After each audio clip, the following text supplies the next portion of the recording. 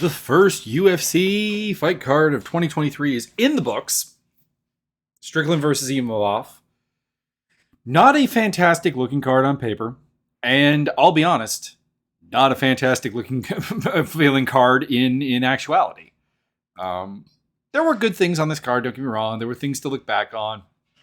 Danny Gay's knockout of Damon Jackson, very cool. Roman Kopylov did some nice things as well on the way to getting his W. Umar Nurmagomedov, very impressive performance. I'm still not buying on the minus 1,000 hype against someone akin to Ronnie Barcelos, but this was a very impressive performance. And to be honest, I also was really, really impressed with Alan Nascimento. He made incredibly short work of his opponent, and that was really, really cool. And Charles Johnson getting the finish on Jimmy Flick. These are all good things. But there was a general lack of impact on this card. Like, there wasn't anything that sets up anything for a title, obviously. I know the Apex cards in particular are not meant to do that. But there also wasn't a great signature fight on this card. Like, the best fight of the night was probably it's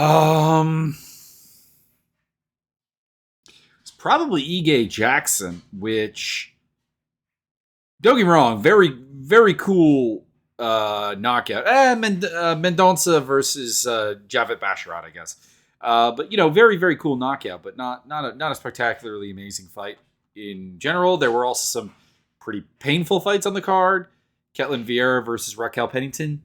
Not amazing. Not something I recommend you go back and check out if you haven't. I also wouldn't really recommend the Claudio Ribeiro versus Razak Al Hassan, although fantastic finish. Mateusz Rebeski, or was it Rubonsky that they were calling him? I don't know. Versus Nick Fior, not very good. Argueta versus Aguirre, not very good. So you have a lot of not super amazing fights, a couple of cool finishes. But let's get the housekeeping out of the way.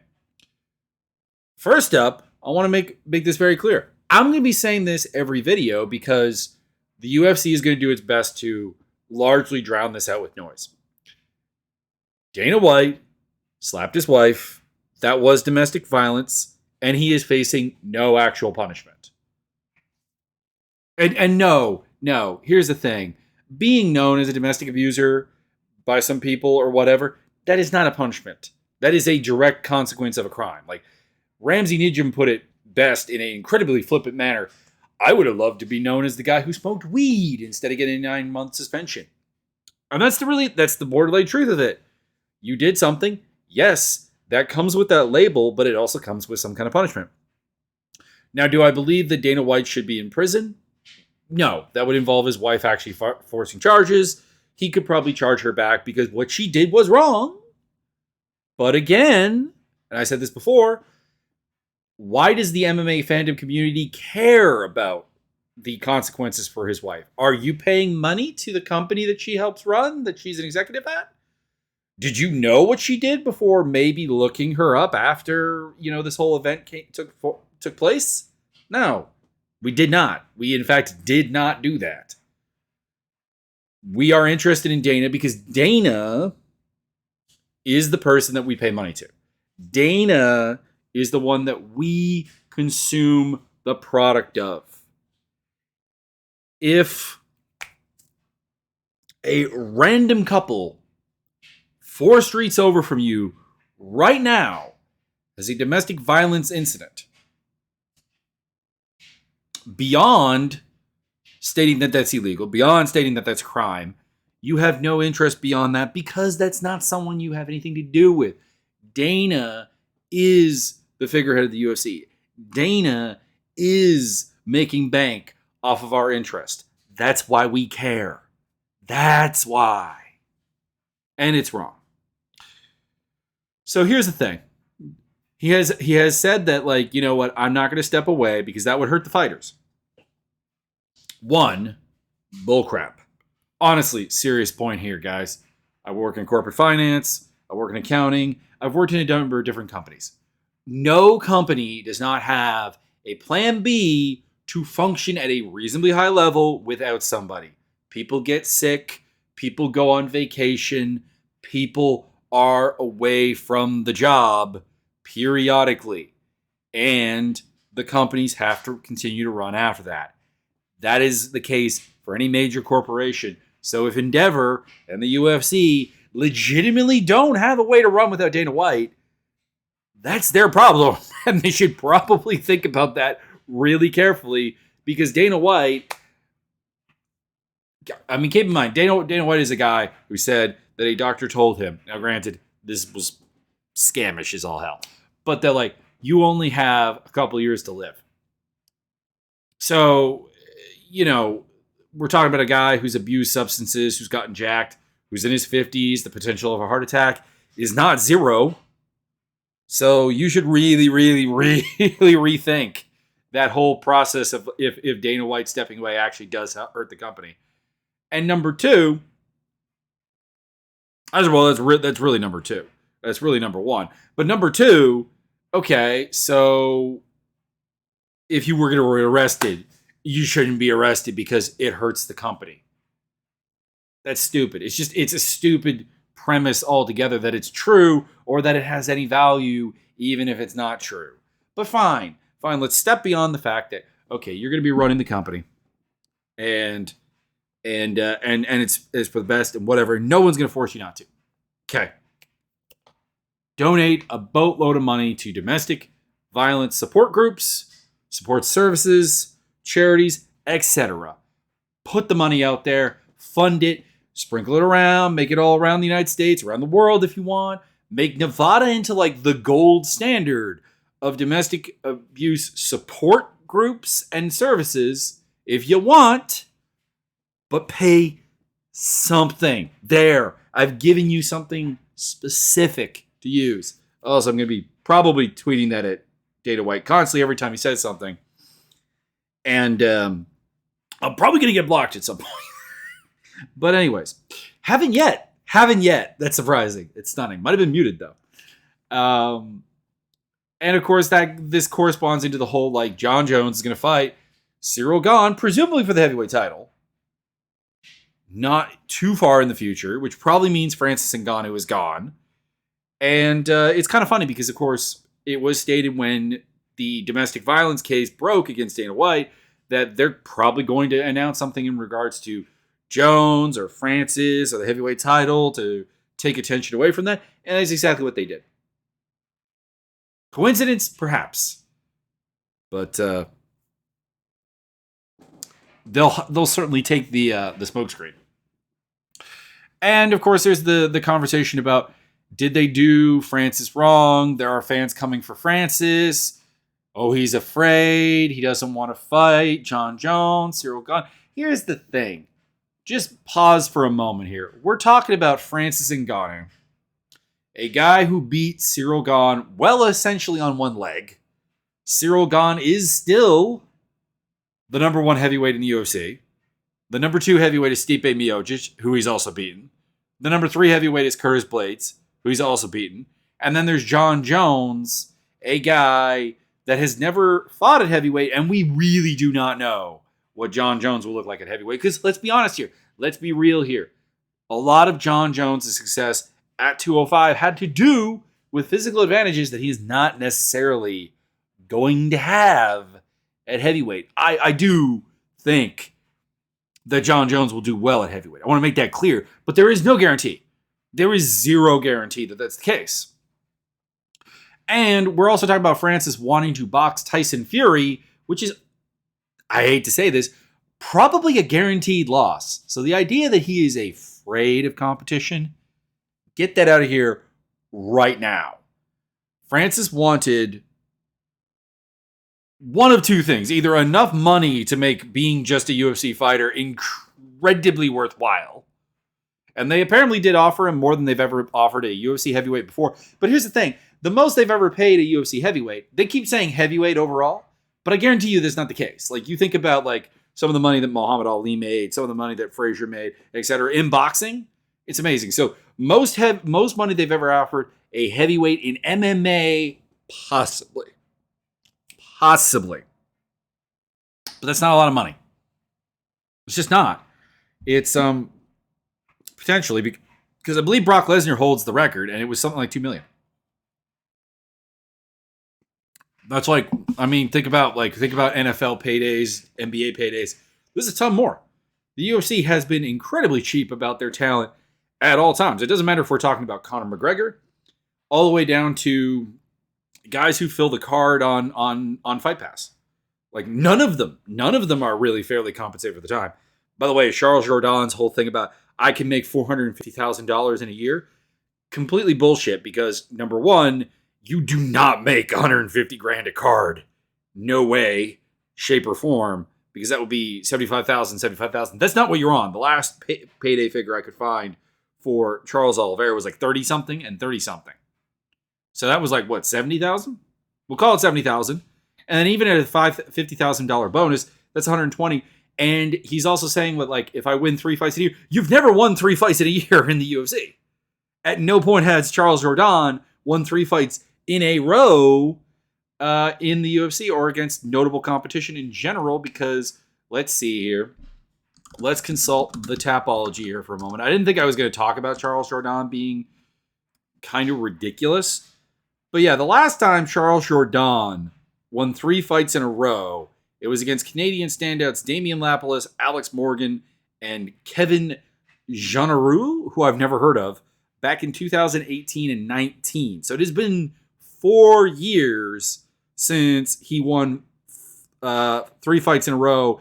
And to be clear, he's never won 3 fights in a row against anyone that is on the UFC's radar. Because like his biggest win before making it to the UFC would be like Damian Lapalus, who is a good fighter, is a perfectly good fighter. Even Alex Morgan is not terrible. But like, my guy, you lost to TJ Laramie on the regional scene here. And you've lost in the UFC to the likes of Julian Erosa, Shane Burgos, Nathan Wood. Now, granted, the Burgos fight a little bit disgusting. But also to Desmond Green, who's not even in the UFC anymore. So the idea that you're going to even win 3 fights in a row, kind of suspect. And the amount of money you would make, also incredibly suspect. So realistically, does not having Francis Ngannou really hurt the business? No, not really. I mean, like it or not, we are addicted to having MMA in our lives. There is no promotion that remotely rivals the UFC right now. Every time a fighter leaves the UFC, it doesn't really create a long-term buzz or long-term bad will. It probably won't. But it does mean that when they say undisputed world title, when John Jones and Cyril Gane fights, it is exceptionally bullshit, to be clear. But then again, that's not new. So, Francis, go out and get that bank. Do what you want. It's cool. Seriously, Francis Ngannou should be a huge star. Like, you have a guy who, and people are saying, like, he's a diva and whatever. Whatever. It doesn't matter. This is a dude who was in abject poverty in a sand mine in Cameroon and became the world heavyweight champion of MMA. And you didn't figure out a way to make that huge bank. Again, it's the UFC's tendency to like not want to make stars, but heck, whatever. It's a weird concept, I know, but like keeping fighters from actually having star power when divorced from the UFC is part of their business model. I will finish up our housekeeping here with the anti-vax stuff that's going on in the MMA community right now, because of course Victoria Lee passed away, and they're citing some other things that are happening. Here's the thing.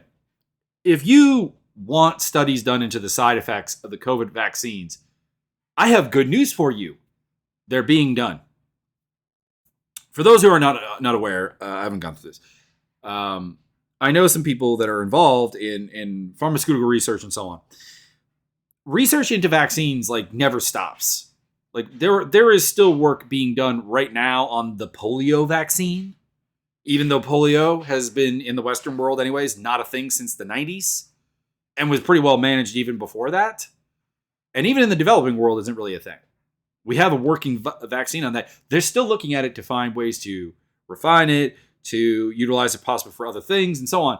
Research into vaccines does not stop. If you go to the World Health Org or other websites and so on that track this kind of thing, there are so many studies being done on the COVID vaccine, possible side effects, ways to make it more efficient, and so on. You have what you want.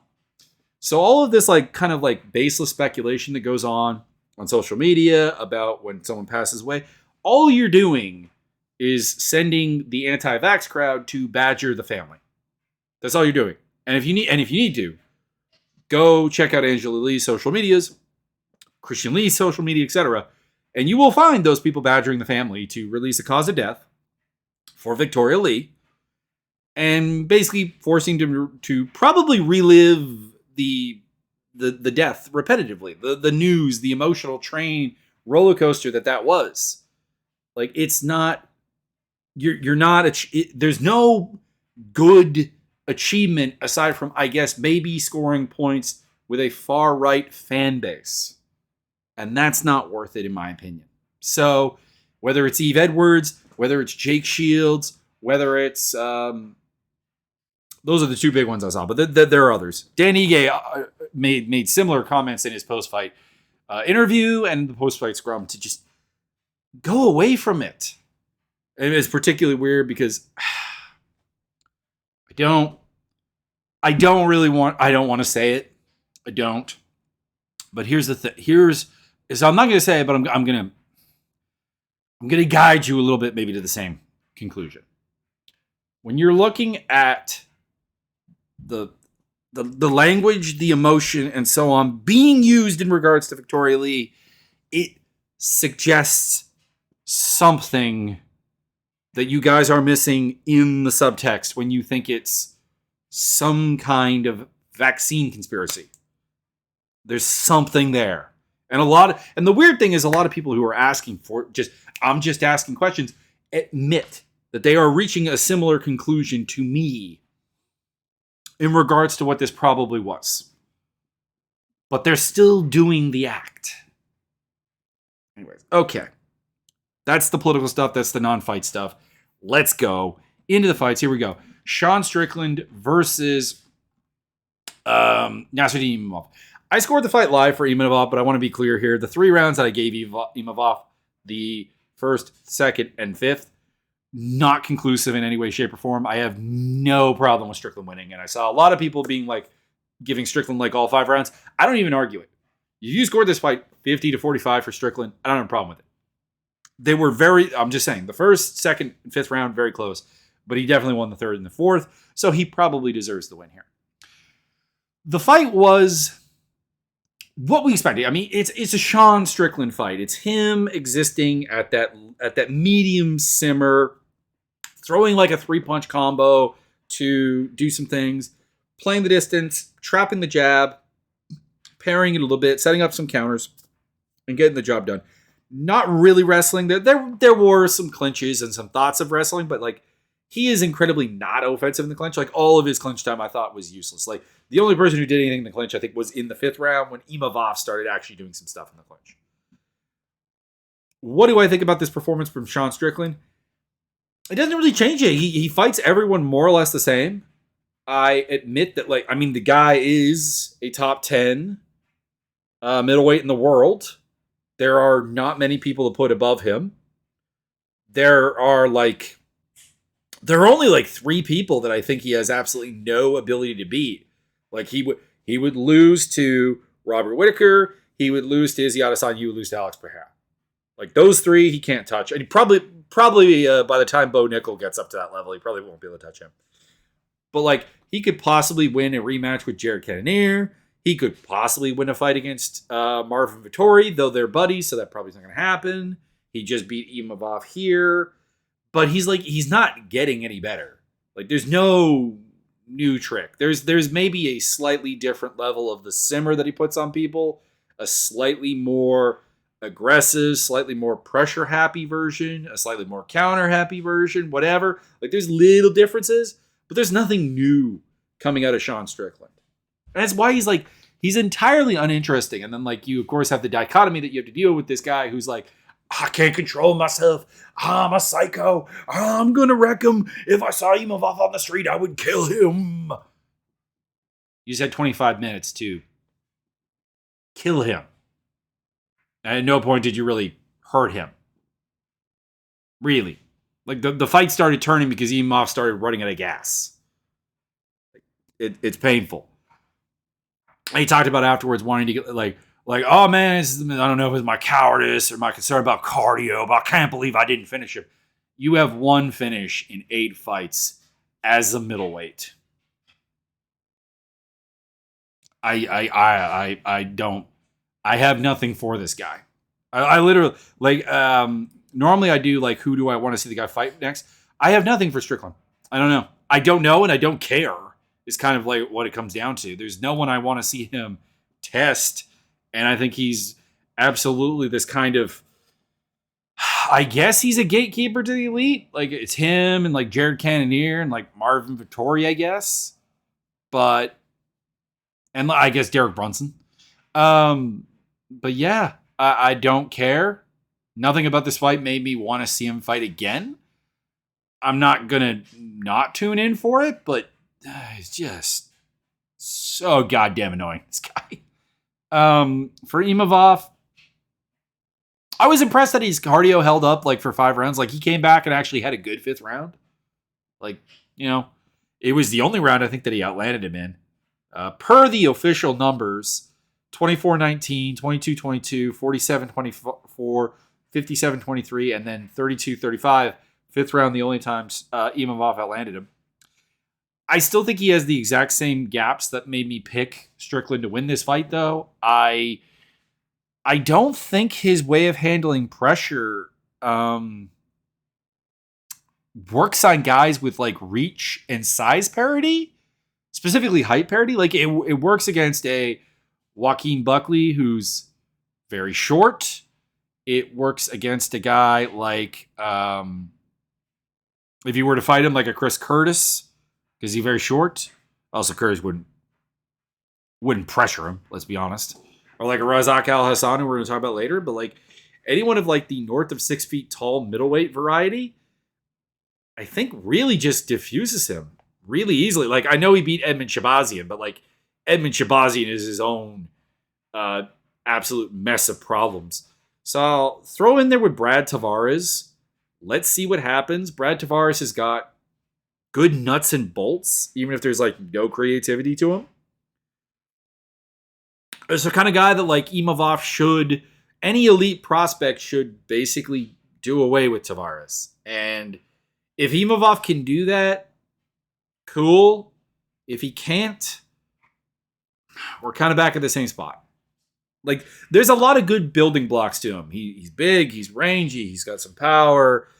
He's tough. He's physically durable. He doesn't mentally give up. Like I said, he had a good 5th round here.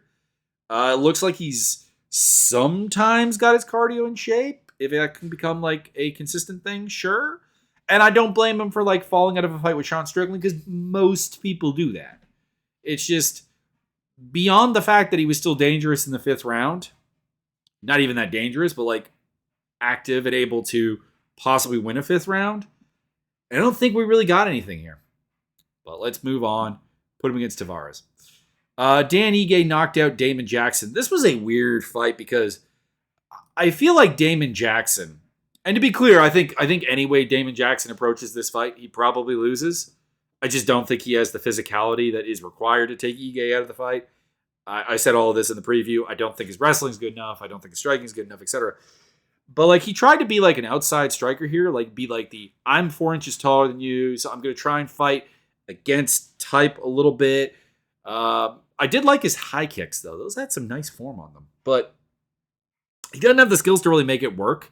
And Ige was able to march him down, hit some counters, generally get the better of the boxing, and then knock him out with the big old big hook. Kind of like a hybrid hook uppercut. Boom. Dropped him in the 2nd round. That was it. Cool. Nice. I liked the post-fight interview with Ige because, again, he said a lot of the same things about the vaccine that I said. He's also it makes up for the highly religious stuff. And I've always said this. I don't have a problem with religious fighters, but I do just find it very weird that like religious people don't find it somewhat concerning that like God would look down on a fighter and bless them to win, but would allow world hunger or the tragedy with the COVID vaccine, if that's your brew of conspiracy theory, or what's going on in the Ukraine, or just life in general. The fact that life is so not fair, but would take his time out to help Danny Ige to this win. I don't know. I've never understood that mindset. Ige versus Bryce Mitchell is the fight I would love to see because Bryce is. It's a winnable fight for both guys. It's a winnable fight for Bryce Mitchell because he can theoretically do some of the things that Movsar Evloev did. Theoretically, he'll have a decent range to work with his kicks, but it's hard enough that it's challenging for Mitchell, who's coming down from that Topuria one. Like, it's winnable for Ige. Ige is a good counter striker. Mitchell can be very naked with his kicks. Ige is a good pocket boxer. Mitchell's inevitably going to want to fight him largely in the pocket. And Ige is hard to take down, hard to just out-grapple. And I'm kind of really interested to see what like Mitchell can do with that. Like, he got blown away by Ilia Topuria, and maybe you want to give him like a super soft re-entry there, but I don't know. I kind of want to see it. And for Jackson, I've got JSP because they're kind of the same kind of guy. They're both big. They're good grapplers, largely. Effective grapplers, we'll put it that way. Their size and range allows their striking to be more effective than it would otherwise be. And it's kind of a like versus like matchup. And I'm interested to see it. JSP is building something, and let's see if he can kind of deal with the mirror match. Punahele Soriano versus Roman Kopylov. Kopylov looked good. They both got tired, though, in the second round, like quite tired, like hands on the hips, tired. But I guess like Kopylov showed reasonably good control of things, stuffed some takedowns, which is nice, throwed some combinations. And I guess the end result here is he did finish him. He finished him off with like with some body shots and then going upstairs. So that's really cool, like getting the finish, because a big concern for me with Kopylov has been a lack of power. And now he's finished two guys in a row. He's finished Alessio Chirico, who, say what you want about him as a fighter, is a reasonably tough guy. Punahele Soriano, also a tough guy. Finished them both. So maybe he's putting something together here. It looks harder to take down. He's putting it together. I'm still not a believer, but I guess I'm opening the door to that belief with Roman Kopylov. It was not bad. Kopylov versus Armen Petrosyan is the fight I penciled in here. I actually think that would be kind of interesting because, like, you know, another question we have with Kopylov is like, okay, you're this boxer first guy, but we really haven't seen you against a decent striker. And Petrosyan is not a spectacular striker or anything, but like he's a guy who has a command of range, has some good volume, some good combinations, little bit of a counter game. What does he do with that? That's kind of interesting. Like, and kind of in the same boat, also hampered by a complete lack of actual power. But hey, let's do that. Let's find out. Let's do some things with that. And for Soriano, I got Cody Brundridge. Ketlin Vieira, Racco Pennington. This was not particularly good. I don't know why people are really disappointed with Pennington winning. I scored it personally a draw, essentially. I couldn't give the third round to either lady, but I gave the first to Vieira. She did get outlanded, but she landed a nice knee, sneaky overhand from Vieira. There was the best strikes of the fight, I guess, were in the first round from Ketlin Vieira. And then Pennington, I think, won the second round. Good volume. Started finding the fact that her like a bit of an overhand right was really landing for Pennington against Vieira. That like she didn't seem to see it or have a defense for it or whatever. And that was big in both the second and third round. And then the third round just has like nothing really memorable at all, honestly. There was actually just a lot of clinch control that didn't really do anything. There was a Superwoman punch from Pennington, but it wasn't amazing. Pennington's kicks are, and to be, this is not me making fun because I have the same problem. There is just like no hip movement with her kicks. Like it's just the slowest, most obvious thing that really shouldn't work, but it kind of does because it's a women's bantamweight. I don't know. It wasn't an amazing fight. Sadly, this is between two top 10 fighters in the division. I don't really get why people think are going with the Pennington didn't win that fight. I don't particularly think either of them did. Like I said, I scored a draw. I do think Mike Bell's scorecard is wrong, though. He gave Pennington the first and the second and gave Vieira the third. I think if you're going to give Vieira a round, it has to be the first round.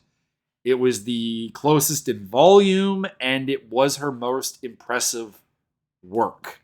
So I do fundamentally disagree with that. But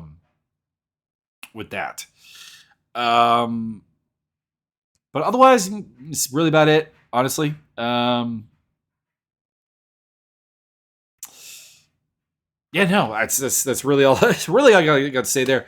Pennington versus Juliana Pena is about the only fight that I think really makes any sense. And for Ketlin Vieira, I got Paniki and Zod. This division is so shallow, but hey, it is what it is.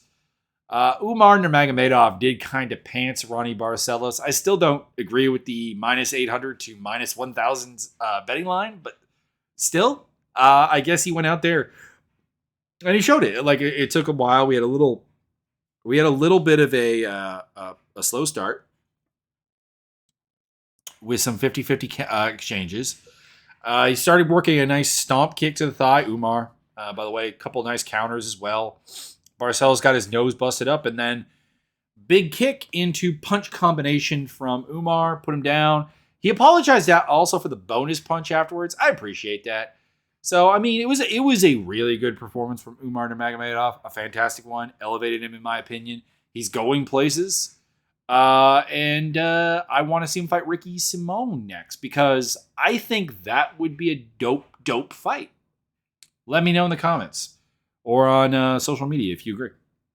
And for Barcelos, it's kind of probably the end of the road. I wish Barcelos had gotten to do more in his UFC career, honestly. Like, I really do wish he got to do more. But he's at an age where, particularly at bantamweight, he's going to be aging out of things. He's going to be regressing talent-wise. And I mean, he's still interesting. He's still coming from very high heights, and I put him in there with Montel Jackson because I think Montel Jackson is a guy I really want to see get tested, and Barcelos is the kind of test that I'd like to see him do. I mean, he did beat Julio Arce, but I've kind of said this. I thought Arce just fought badly in that fight, but yeah, I like that idea. Matush Mendonca versus Javit Basharat.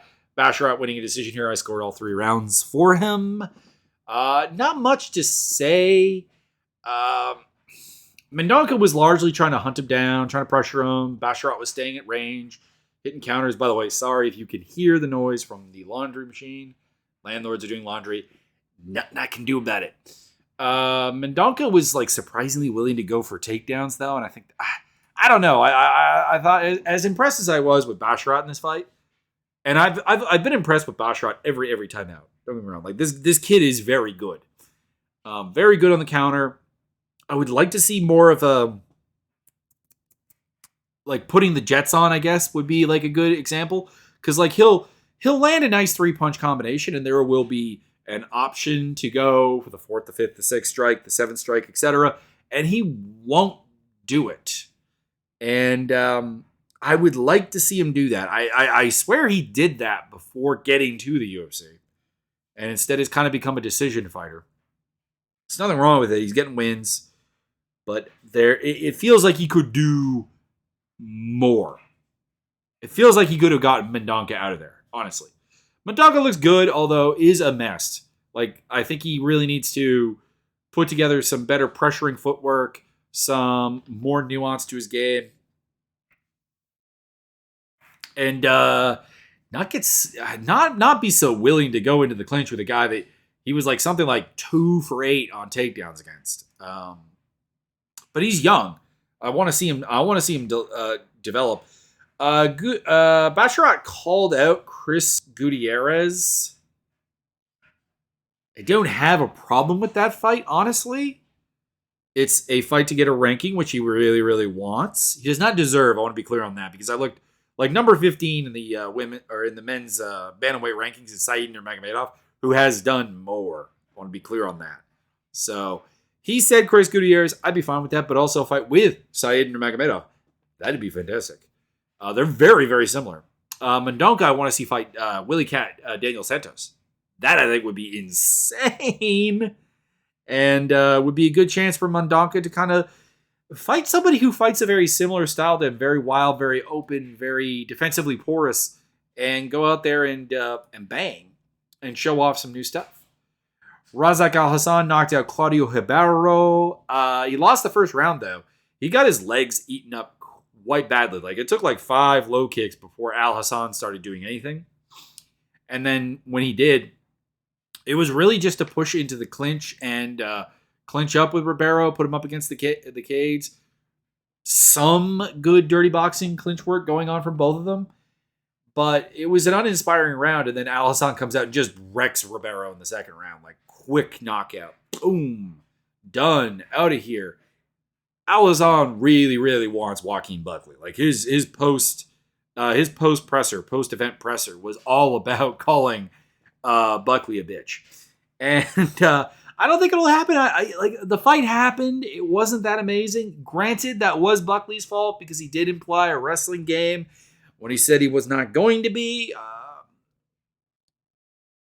So I get his anger. I do actually. Like I appreciate that he wasn't talking about like being like anti-wrestler because he did try to wrestle this fight, but like, you know, he was like, you're a man, you said we wouldn't take each other down, we were gonna stand and bang, we were gonna knock each other out, and then you didn't do that. Like I get it. It was entertaining, although it went on for far too long. But like I think something more like Eric Anders probably is more in store. And for Ribeiro, I've got Josh Fremd because Ribeiro, kind of like Mendonca, who I talked about just a second ago, is a guy that I really do think that there's something here. Like I think there's a fan favorite action fighter knockout artist in that granite. I just think he needs more time against serious competition to learn and become better. And Fremd is kind of that guy. Like Fremd is physically kind of big, durable, game, a test, and you can put him in there and hopefully Ribeiro will pick up some things. Hopefully he learns off of this fight. Matusz Rebeski versus Nick Fiore. Not much to say here. Like Fiore's fine. Fiore, Fury, Ferry, they used all those names in this thing. But it was largely him just getting hunted down, pressured, letting Rebeski get in close with him, getting a couple of takedowns, working some ground and pound, getting tired. Rebeski got very, very tired. But at no point did Fiore manage to like kind of turn the game around. And also, I mean, and the commentary said this too. Fiore's a New England cartel guy, a gym famous for actually having a pretty good jab game. Calvin Cater, Rob Font. And he had nothing in this fight to maintain range, to keep range. It was not good. Like, you didn't get finished. You went out there, you went to decision, blah, blah, blah. But, like, at no point did I think Fiore was building anything in this fight or anything. And I get it. Like, dude's a can opener. There's only so much you can learn from opening cans before at some point you have to fight somebody good and you have to be exposed to the idea that, like, and it's supposed to be more of a gradual increase. You're not supposed to go from can to Matusz Rebeski, who, despite being a relatively short lightweight, there's not much else wrong with it. Like, he's got a pretty reasonable power striking game. He's got good takedowns. He's impossible to get off the top of you. Like, you know, it is a rude awakening, but There's a lot of work to be done. There's nothing fundamentally that he can't overcome, but there is a lot of work to be done with Nick Fiore. I like Rubeski versus Trey Ogden, just like a little bit more capable of a wrestler and grappler. And I do not care what Fiore fights because I don't think he's ready to be here. Like, I legitimately think the best thing for him would be to go back to the regional circuit, pick up some experience, and fight some guys who actually know what they're doing, and then come back. That's my honest opinion, and I'm going to probably repeat it with Nick Aguirre later. Alan Nascimento made pretty short work of Carlos Hernandez with a first-round rear naked choke. Nascimento is awesome. Love it. Here for it. Put him in there with Jeff Molina. Like, it's a weird one because, of course, Molina may not be fighting because Molina is probably part of the whole James Krause scandal. But the problem is that, like, Tim Elliott is, like, the other guy that's kind of in the picture. And then, like, Tazir Ulanbekov, who Nascimento already fought. And Elliott is also linked to Krause. So this division, probably more than any other, has kind of been screwed up by the whole James Krause thing. Because looking at it, there's a lot of flyweights kind of in the mid tier. Like that top, like end of the top 10 to like the beginning of the top 20 that are linked to James Krause and therefore might just be gone. So I don't know, but that's in a perfect world, I would do Jeff Molina versus Alan Nascimento. And for Carlos Hernandez, I've got him fighting someone like Francisco Figueiredo because it's kind of opposite sides of the pool. You've got Hernandez, who lacks the physicality, lacks the style to really define a fight. He just kind of has to be good at everything. And you have Figueiredo, who is athletic. Like Francisco Figueiredo often gets talked about as a low athletic fighter. It's just that in comparison to Davidson, he is, and he tries to do the same fight game. And it obviously, if you're trying to do the exact same things and you're a lesser athlete, the results are not going to be the same. And it would be interesting to see those two scrap. Daniel Argueta just kind of took down Nick Aguirre, held him down, got the nod. There wasn't much here. If he stays at 145, put him in for Francis Marshall. Aguirre is a dude who, again, would probably be better off being on the regional scene.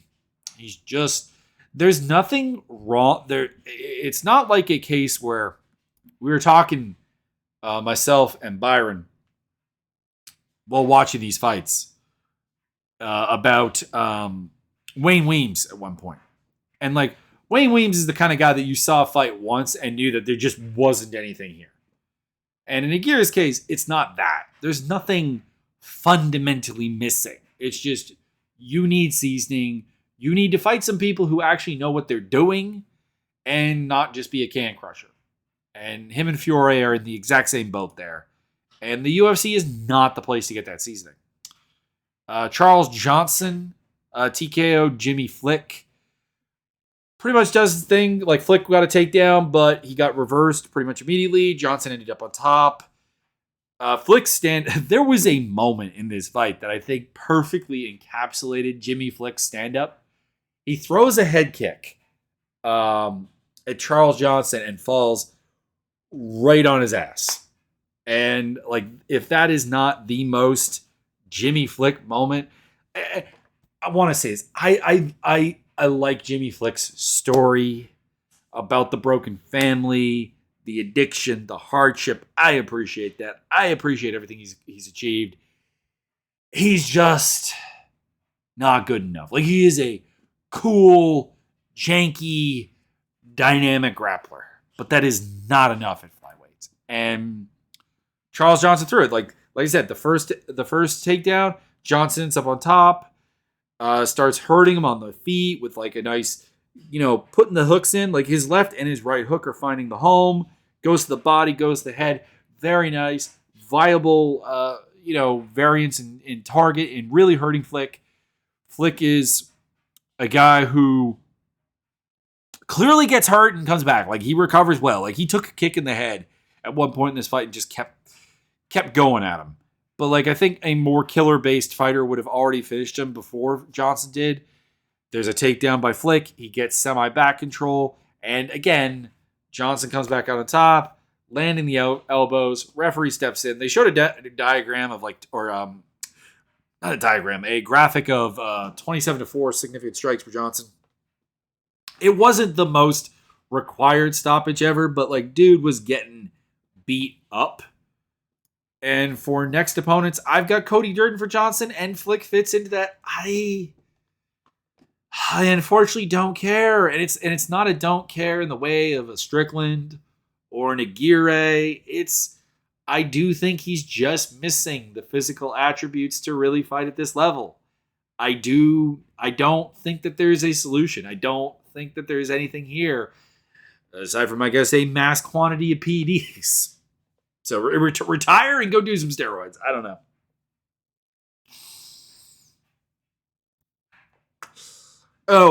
Byron had the line of the night with Sean Strickland is the John Fitch of stand-up. You can check out Chill Sonnen on Twitter, although he does not tweet much.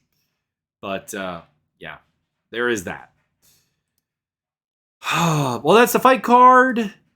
It wasn't amazing. It wasn't the worst thing ever. It was fine. We've got a pay-per-view coming up next, which will be, I think, the proper introduction here, UFC 283 with Glover Teixeira and Jamal Hill. Get ready for a anti-Jamal Hill rant. Davidson Figueiredo versus Brandon Moreno the fourth time. Gilbert Burns and Neil Magny. Jessica Andrade versus Lauren Murphy. Paul Craig versus Johnny Walker. Shogun Hua's hopefully retirement fight against Ihor Potara. Gregory Rodriguez is on the card. Love him. Jelton Almeida versus Shamil Abdurrahimov. Probably won't happen because that fight has been canceled 3 or 4 times. Only twice, stunningly enough. Only twice. He also has 2 canceled bouts with Maxine Grishin. I think that's the problem. And Terrence McKinney versus Ismael Bonfir. Should be a fun fight as well. Low-key, I'm kind of looking forward to the fight between Luan Lacerda and Cody Stamann. I'm always down for Cody Stamann, and also Warley Alves versus Nicholas Dalby. So there's a lot of good stuff on the card. I'll be hyped for that card. Wasn't so hyped for this card.